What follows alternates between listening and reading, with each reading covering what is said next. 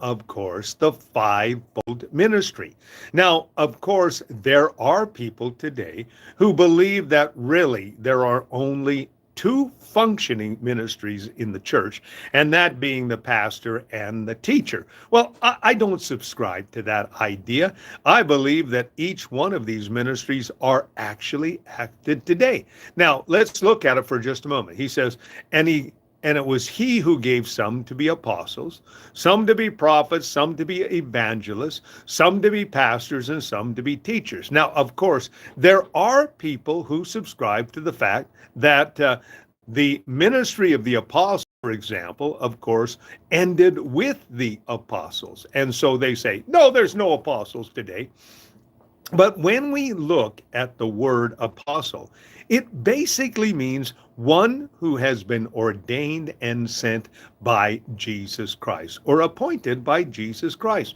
Well, of course, we know that Jesus Christ, as the head of the church, does appoint people into leadership positions. Now, when one examines, for example, the ministry of the apostle, we're looking at someone who is what we would call a general practitioner.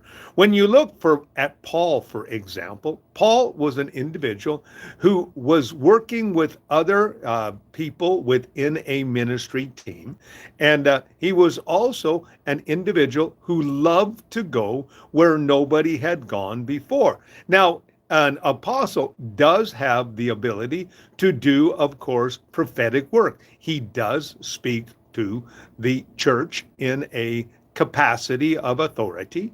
He also can do a work of an evangelist. That means, for example, Paul would say, I love to go and minister to unreached places, and had a very special ministry with, of course, the unsaved. But also as well, he was a pastor. He often said, I have this daily burden of the church. And then he also had the ability to teach. So in my estimation, of course, an apostle is someone who is a general practitioner. He's an individual that basically, whatever the job requires him to do or her, they are to do it as unto the Lord. Their main function is, of course, what we would call a missionary work. They're the ones that love to go and establish churches because that's what Paul did. Paul would go into different parts of the world with his missionary group, and they would establish churches in communities. And that's often, we can also call them church planters. So when we talk about an apostle, we're talking about an individual who has many facets to their ministry. Are they good at everything? No, but they can do what is necessary at the time. But that's also why the Lord brings into the local church, for example, individuals who speak to the congregation and give them a message from God. We had, of course, that being Agabus when he was a prophet. And then, of course, we're well familiar with the evangelistic ministry of someone like Billy Sunday or Billy Graham. And then, of course, we have pastors who are the shepherds, and there are tremendous pastors out there. And then there are those who work in the area of education. One of the individuals that have risen in recent years is a guy named R.C. Sproul. Now, R.C. Sproul, in his estimation, he said what we need to do is we need to have a Bible school. He said his thought is basically from Sunday school to Bible school. That was his particular situation when he was talking about that. Anyway, we need each one of these particular ministries within the church. And it can be within the general context of the church, or it can also be in the local church. I know from time to time I have had prophets in our church. I've had evangelists in our church. I've had pastoral people working with me, and I've had teachers come in and do each one of these things. Why? Because each one of these individuals are able to do something that I cannot do. Yeah, I can function as one who speaks to the church. I can speak. I have done evangelistic work. I've been a pastor and I've taught as well. But the simple fact is, that is what we would call a general practitioner. And I love especially those missionaries. We have many friends who have been missionaries around the world and have done extraordinary work. We have a friend whose name is Gary Skinner.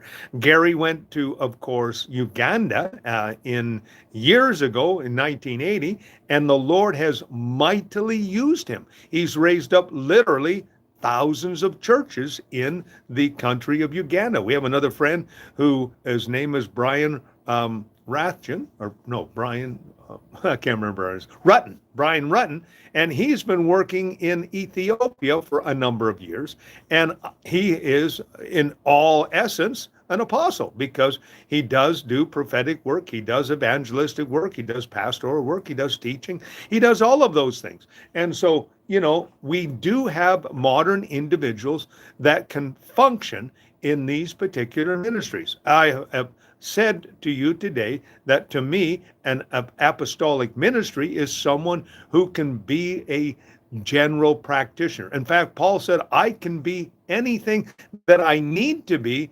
because of the fact of Christ who strengthens me. And he said, when I'm in with one group, he says, I am this way. And when I'm working with another group, I am able to adapt and I'm able to evolve into what God would have me to do. The most important thing is that they are directed by God. They are anointed by God. They're led by God. And this is what it's all about. That's why it says, and he gave some to be.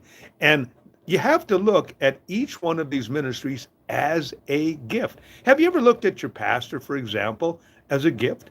Have you looked at the local evangelist as a gift?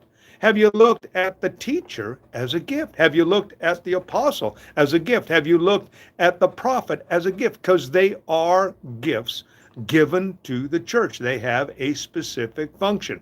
And when we join ourselves together tomorrow, we're going to be talking about prophetic ministry as outlined in the scriptures, because you got to stay within the scriptures. Otherwise, what happens is you can go everywhere. Today, especially in the international church, we have many individuals who have taken on the moniker of the apostle, and they have designated themselves that way. And I'm not going to sit there and put them down, because obviously they feel that that's what they need to be and that's what they need to do. I know that there are others who would not agree with me on that, but that's fine. That's perfectly fine. We can agree to disagree. If you've heard me talk, I've often said, I am not going to allow my narrow view of Christianity to, hamper someone else. I had an old friend of mine. His name was Brother Giles. I was one time talking about these sort of situations, and I asked the question. I said, Brother Giles, what do you think about so-and-so? He said, if they're doing a great ministry, who are you to tell them otherwise? So a little thought for you today. Well, my name is Robert Dean Steele. If you like what you're seeing and hearing, I encourage you to press the like button and subscribe to my YouTube channel.